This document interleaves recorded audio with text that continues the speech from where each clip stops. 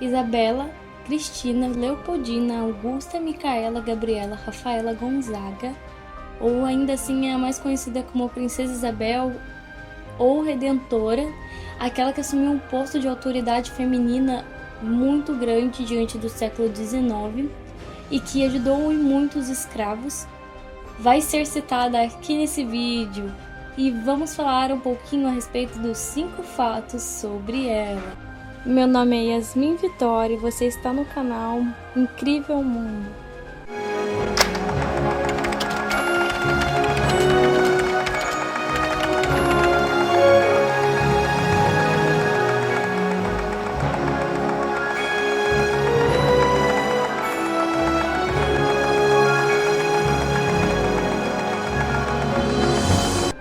O primeiro fato é que a Isabela foi declarada herdeira do trono brasileiro aos seus 11 meses de idade, já que ela foi o segundo fruto da relação de Dom Pedro II e Teresa Cristina. O primeiro deles era o Dom Afonso Pedro, que nasceu no dia 23 de fevereiro de 1845. Ele nasceu e o Pedro II tinha apenas 19 anos de idade. E então criou muitas expectativas e depositou muitas expectativas naquele menino, no futuro sucessor do trono. Isso se a vida não mudasse o destino dessas vidas, porque no dia 11 de junho de 1847, o Dom Afonso teve uma sequência de convulsões e veio a falecer, com menos de 2 anos de idade. E com a morte do seu irmão, Isabel passou a ser a herdeira do trono. O segundo fato a respeito da Isabel é que ela assumiu o poder apenas em 3 ocasiões. A primeira delas foi para acionar a lei do ventre livre, que funcionava como? Bom, as escravas que engravidavam tinham como direito o feto de ser livre. Isso porque na época o governo já estava querendo dar a liberdade desejada aos escravos.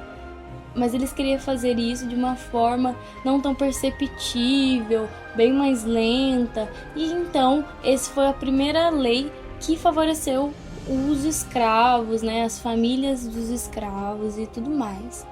A segunda vez que ela reingeu o poder, ela não estava tão bem psicologicamente e houve então uma seca terrível no Nordeste nesse período, e também houve um embate político religioso entre 2 grupos, os maçons e os católicos, que muito já existia naquele tempo.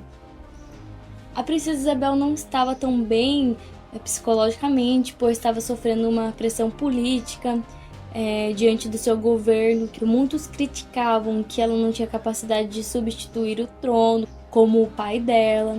E então ela, assim, pensando diante de tudo isso, também sofreu um aborto no mesmo período e decidiu se recolher em Petrópolis.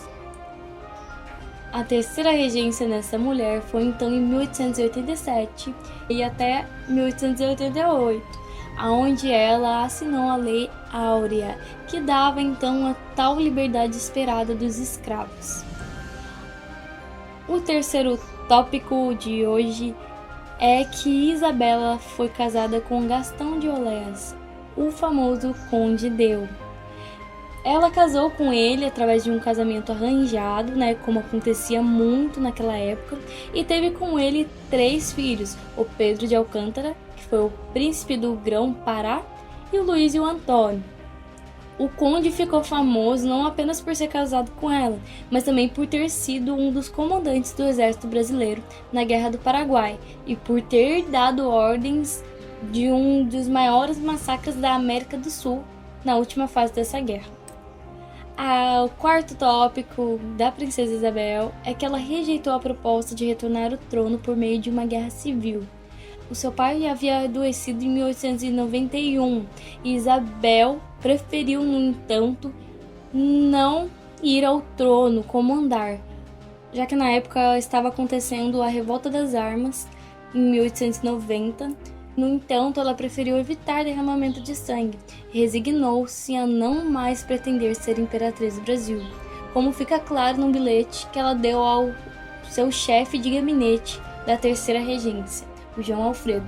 Ela escreveu assim no bilhete: meu pai, com o seu prestígio, teria provavelmente recusado a guerra civil como um meio de retornar à pátria.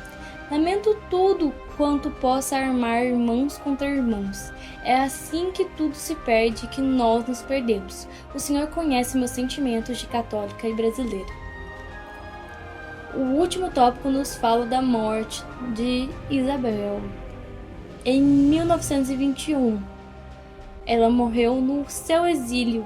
Ela estava no castelo de Conde d'Eu, em Paris, e ela estava passando e dedicando seus últimos dias, suas últimas horas com a sua família e as obras da caridade da Igreja Católica.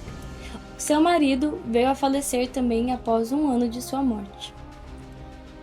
Houve também relatos de que os restos mortais dessa princesa foram trazidos para o Brasil e foram enterrados em Petrópolis. E esses foram os 5 fatos falados a respeito de uma das grandes mulheres que tinha um grande poder no século XIX.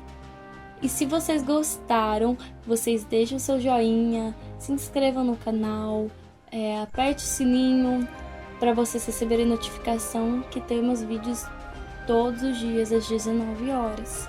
Sem contar que também temos o nosso Instagram, que a gente vai encher de conteúdo para vocês. Fui!